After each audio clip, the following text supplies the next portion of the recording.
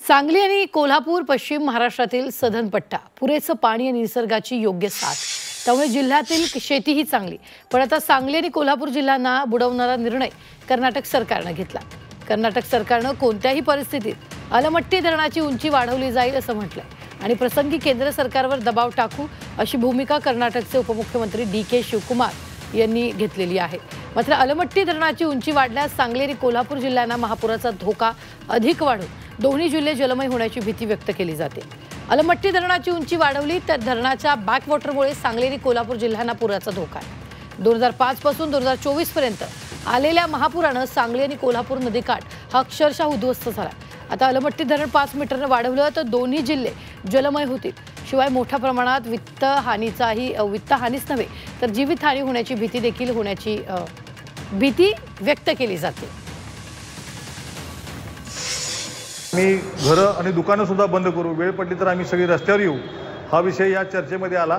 या चर्चेमध्ये अलमट्टीनं विनाकारण हे उंची वाढवून सांगली आणि कोल्हापूरकरांच्या नागरिकांना, नदीकाठच्या लोकांना भयभीत करून ठेवलेलं आहे। लोक भयभीत आहेत, कुठंतरी याला मार्ग निघाला पाहिजे म्हणून प्रशासनाला हे माहिती व्हावी यासाठी चक्का जामचं आयोजन 18 तारखेला केलेलं आहे।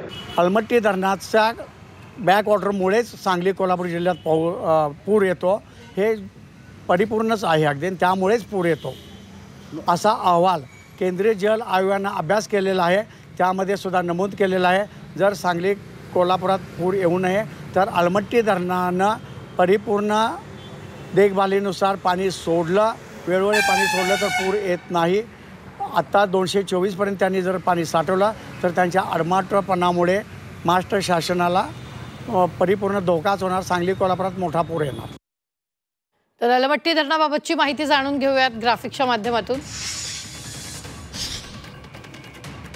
अलमट्टी धरण हे विजयपूर जिल्ह्यातील निडगुंडी इथे आहे। कृष्णा नदीवरचं हे धरण 2002 साली बांधण्यात आलं। धरणाची साठवण क्षमता तब्बल 125 टीएमसी आहे।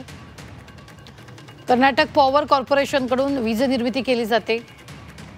धरणामुळे उत्तर कर्नाटकात सिंचन सुविधा वाढली आहे। अलमट्टीची उंची वाढल्यास काय होणार पाहूयात ग्राफिक्सच्या माध्यमातून। सांगली आणि कोल्हापूरचा कृष्णा नदीकाठ 15 दिवस पाण्यातच राहणार।